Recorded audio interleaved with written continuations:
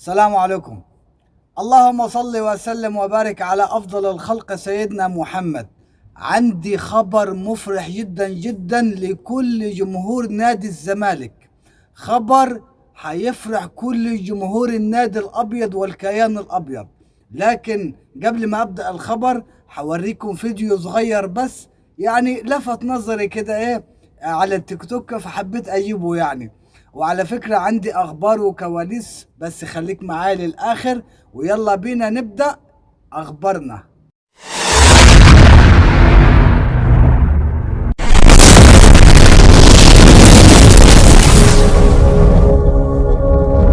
وجاي لك يا برنس النهارده في فيديو ليه زاهي حواس، ولو انا غلطان في الاسم يا ريت تصححوا لي. شوفوا هو بيقول ايه على النادي الاهلي. ده طلع الفراعنه كلهم على فكره اهلاويه وانا ما اعرفش. وكمان جاي لك في جاي لك في مفاجاه كمان في الفيديو دي هتفرح الزملكاويه كلهم على فكره. اسمع الفيديو. طلعت بردية مكتوبة بالهيروغليفية. البردية ترجمناها بتقول ايه؟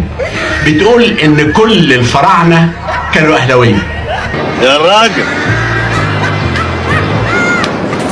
وبعدين في بردية تانية طلعت من حوالي شهر مضاف عليها كلام الفراعنة، حطوه وقالوا والاهلي نادي القرن. الله الحضاره دي. واعظم نادي في الدنيا. أعظم نادي في الدنيا. وعشان الزملكاويه ما يزعلوش هقول ان الزملكاويه هم اللي بنوا الهرم الاكبر، فيبقى احنا متساويين مع بعض وبنحب بعض. بس بقى بس كفايه كذب، كفايه كذب.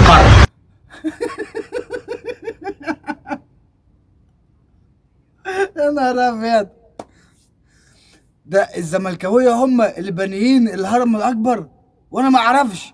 ازاي ما حدش قال لي ان احنا اللي بنينا الهرم؟ ازاي؟ ايه ده؟ والفراعنه كلهم طلعوا اهلاويه. طيب نجي لاخبارنا يا جماعه، وهقول لكم الخبر السعيد اللي هيفرح الجمهور الزملكاوي، وان شاء الله ان شاء الله يا جماعه تتم على خير. ايه الخبر؟ هقول لك عودة الارض البديلة لنادي الزمالك. بجد عودة الارض البديلة خلاص الزمالك استلمها. الزمالك مضى على كل العقود، الزمالك خلص كل الكلام. طب ليه الزمالك ما اعلنش؟ الزمالك مستني بس الموسم يخلص على خير، وبطولة الدوري تخلص على خير، والكونفدرالية كمان تخلص على خير، علشان خاطر ما نشتتش تركيز اللعيبة في الدوري وفي الكونفدرالية. وكمان تجديد اللعيبة برضو كله ده هيتم في نهاية الموسم او في الموسم الجديد. طب الارض مساحتها كام؟ الارض مساحتها 177 فدان، يعني متهيجلي اكبر من الارض القديمه اللي سحبت مننا. تمام؟ طيب هو ليه الزمالك، انا بسأل بس مش بقول لكم، يعني انا بسأل هو ليه الزمالك استلم ال 177 فدان كلهم في اكتوبر؟ هو استلمهم في اكتوبر على فكره. طب ليه ما استلمش مثلا 100 فدان في اكتوبر وال77 في مكان تاني؟ هيكون احسن. بس بدل ما يستلم ال 177 كلهم في مكان واحد. وعلى فكرة عشان تبقى عارف، ال 177 فدان دول هيتعمل لهم سور. السور ده تكلفة السور لوحده 300 مليون جنيه. الزمالك هيجيبهم ازاي؟ الله اعلى واعلم، انا ما اعرفش. السور لوحده ب 300 مليون جنيه ويمكن اكتر شويه او يمكن اقل، الله اعلى واعلم برضه.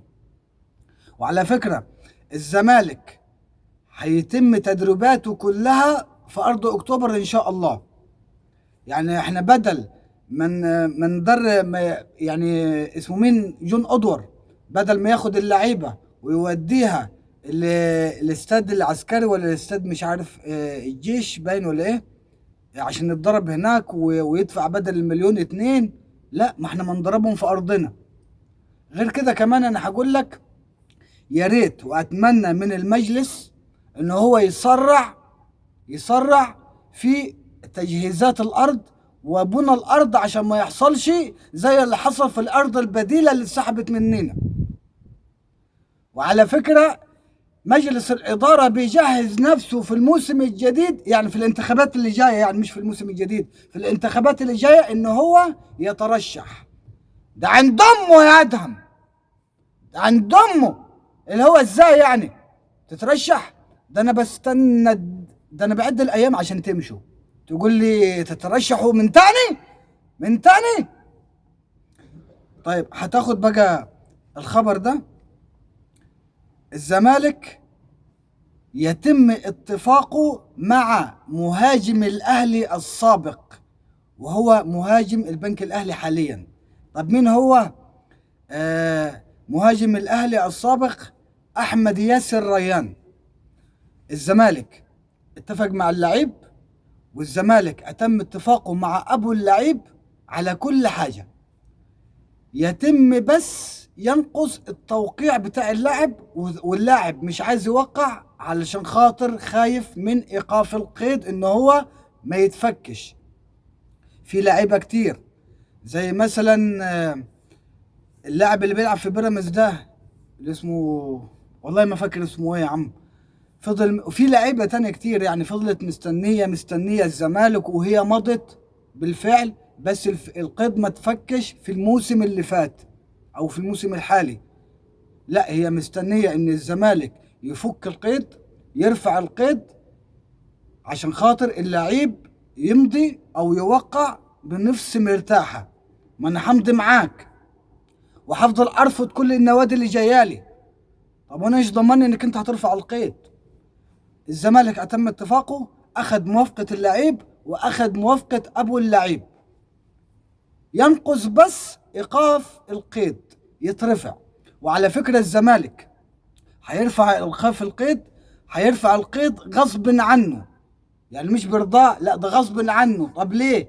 رقم واحد، عشان خاطر باذن الله وبعون ربنا نشارك في بطوله افريقيا. رقم اتنين، انا قلت رقم اتنين ولا رقم واحد الاول مش فاكر، بس رقم اتنين ان انت لازم تفك القيد، علشان خاطر هيجي لك ايقاف قيد تأديبي من الاتحاد لو انت ما رفعتش ايقاف القيد. تخيل ان انت جالك ايقاف قيد تأديبي، وبعد كده رحت دفعت الفلوس ورفعت القيد وفكيت اللي عليك، برضو ايقاف القيد التأديبي ده لمدة 3 فترات، وانت لازم تأدي العقوبة لمدة 3 فترات عشان خاطر تبقى عبرة لمن يعتبر يا زمالك. 15 ايقاف قيد. وخلي بالك المدرب بتاع يانيك فيريرا ده، خلي بالك مقدم فينا شكوى، بس لسه الفيفا ما حكمش في القضية بتاعته. يعني ممكن ما تستغربش لو جالك ايقاف القيد ال16، فما تستعجبش يعني.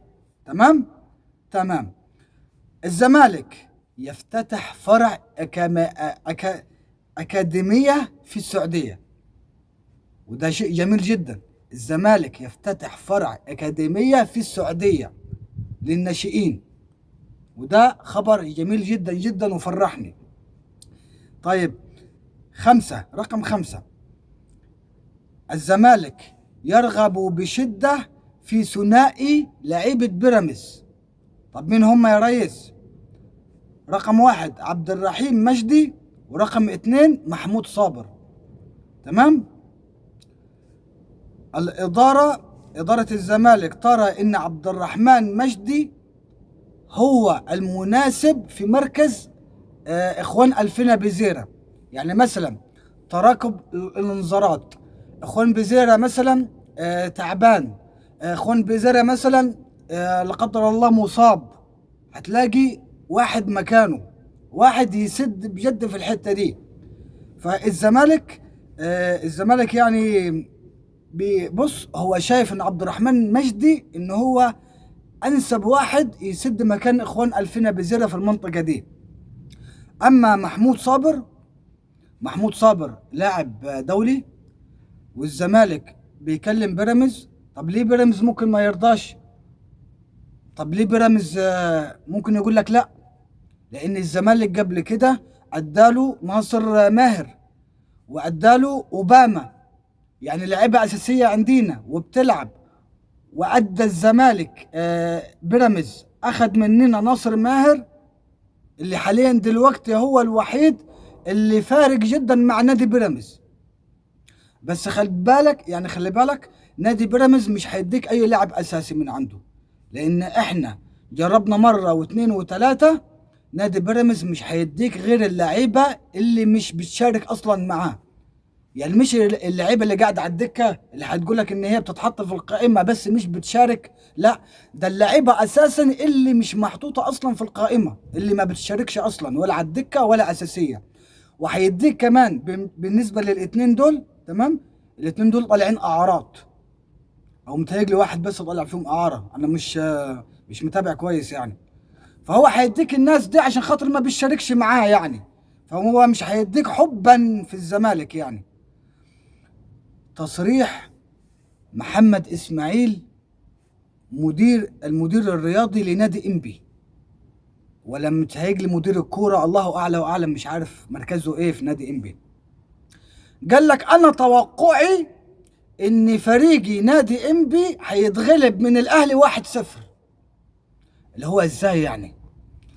هو في مسؤول يطلع بتصريحات خطيرة زي دي وفي التلفزيون كمان ويقول تصريح زي ده ان فريقي هيتغلب 1-0 من النادي الاهلي؟ طب انت عارف لو في مسؤول بيراعي ضميره بجد وبحق ربنا في النادي انبي، والله العظيم الراجل ده يمشي، والله العظيم الراجل ده يمشي، ما يستمرش اصلا في نادي انبي. في واحد مسؤول يقول على فريقه انه، وكمان بيتوقع مش ياخد. انت لو قلت انك انت هتفوت مقبولة شوية ولو انها مش هتحصل يعني، بس اللي حصلت واللي انا مستغرب له انك انت بتطلع تتوقع ان فريقك هيتغلب 1-0. انا مستغرب والله العظيم ازاي يعني. طيب، اشاعة من احد الصحفيين قال لك ان كهربا في اخر الموسم هيبقى فري، وانه هو يقترب من جديد لنادي الزمالك. اشاعة، اللي هو مش تصريح، لا دي اشاعة، وانا باكد لك ان دي اشاعة. كهربا مين ابو كهربا اللي يجي الزمالك؟ هو انت بتهزر؟ انت بتتكلم ايه؟ اللي هو انت بتعقلها ازاي يعني؟ بعد كل اللي حصل ده وبعد كل اللي عمله كهربا فينا ونيني ويجي تاني الزمالك؟ يا جدع ما انتوا بتتكلموا ازاي يا عم؟ والله العظيم اقسم بالله لو كهربا هو الوحيد اللي هيجيب لنا بطولات في الزمالك انا مش موافق ان هو يرجع، مش موافق ان هو يرجع ومش عايزه. انا مش عايز كهربا ان هو يرجع يا عم. ده انا الواد ده على قد ما انا كنت بحبه على قد ما انا كرهته سم بجد والله.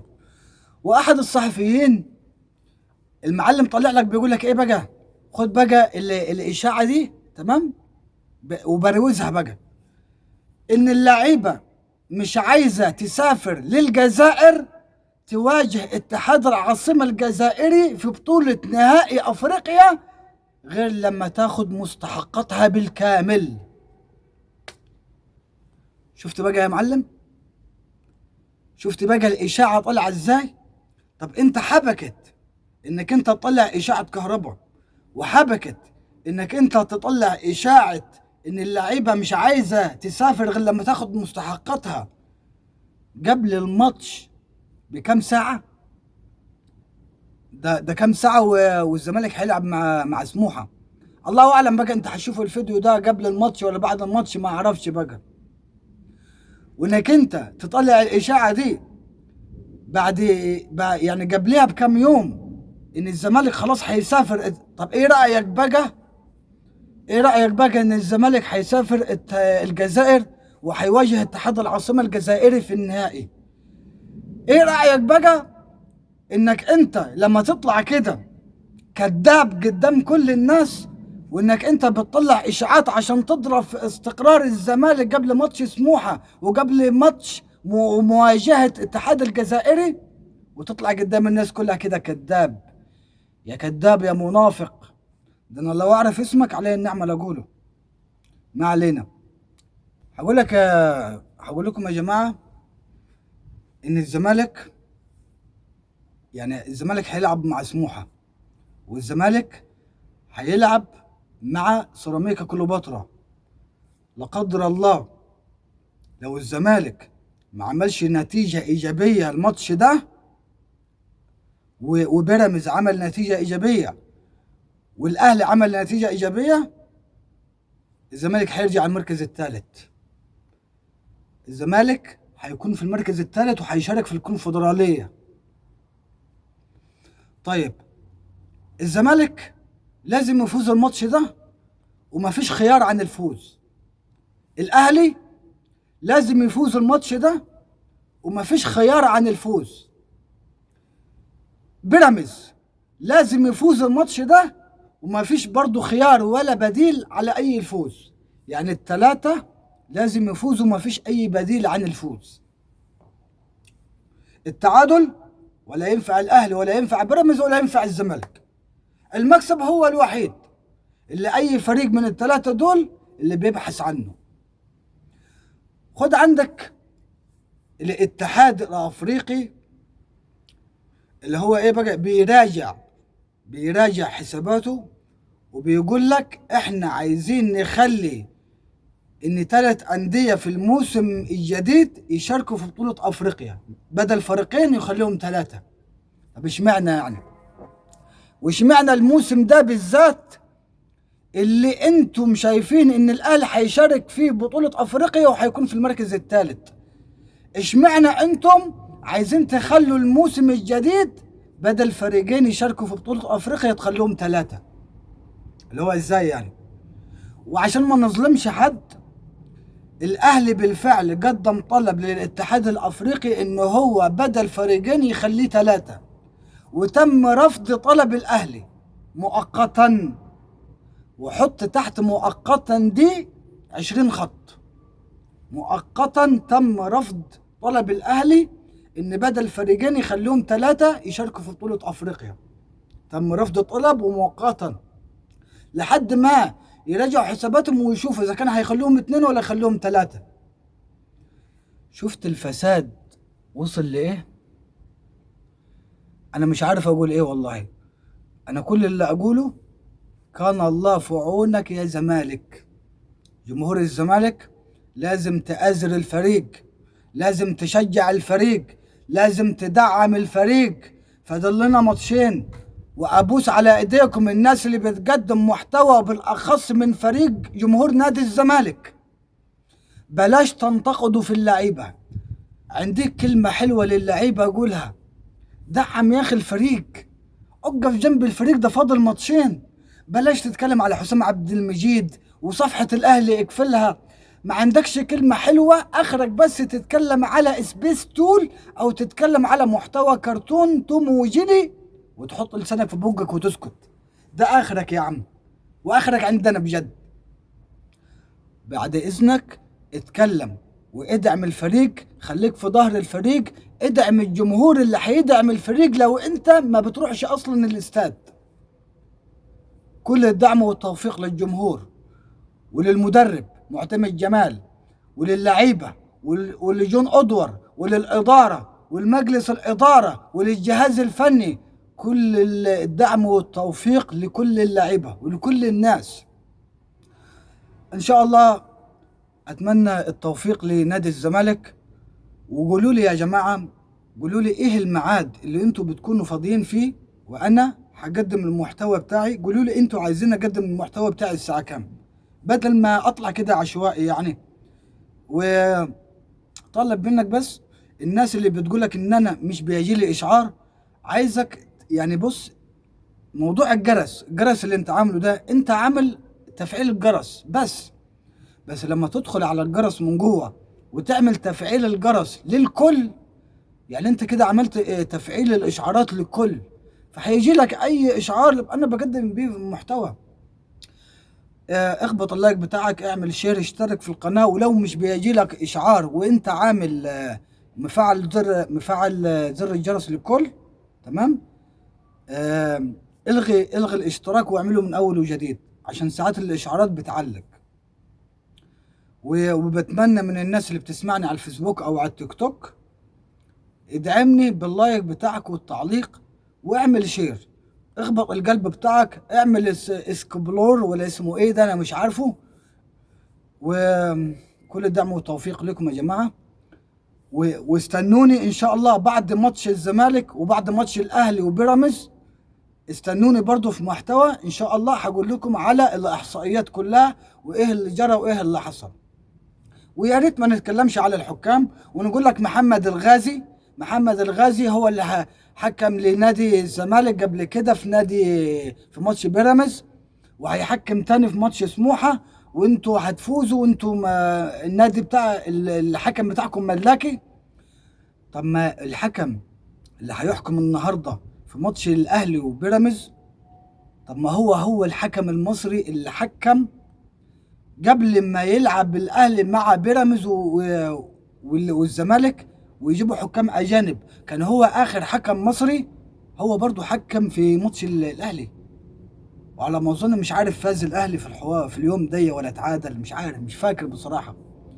عموما ادعمني بلايك، اخبط اللايك بتاعك واعمل شير وصلي على رسول الله. قول لي في التوقعات مين اللي هيكون بطل الدوري، مين اللي هيكون بطل الكونفدراليه، مين اللي هيشارك في الكونفدراليه في الموسم الجديد، مين اللي هيشارك في بطوله افريقيا، مين اللي هيكون في المركز الثالث، مين اللي هيكون في المركز الثاني، ومين اللي هيفوز بالدوري. يلا، سلام عليكم وتحياتي لكم، احلى اخوات في الدنيا، سلام عليكم.